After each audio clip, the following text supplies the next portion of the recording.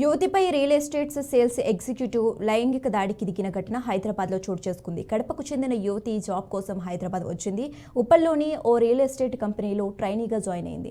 కాగా సైట్ చూపిస్తామని యువతిని కారులో తీసుకెళ్లిన ఇద్దరు సేల్స్ ఎగ్జిక్యూటివ్లు సంగారెడ్డి జనార్దన్ యువతిపై అత్యాచారానికి ప్రయత్నించారు. వారి బారి నుంచి తప్పించుకున్న యువతి ఉప్పల్ పోలీసులకు ఆశ్రయించింది. కాగా దీనిపై కేసు నమోదు చేసుకున్న పోలీసులు దర్యాప్తు చేస్తున్నారు.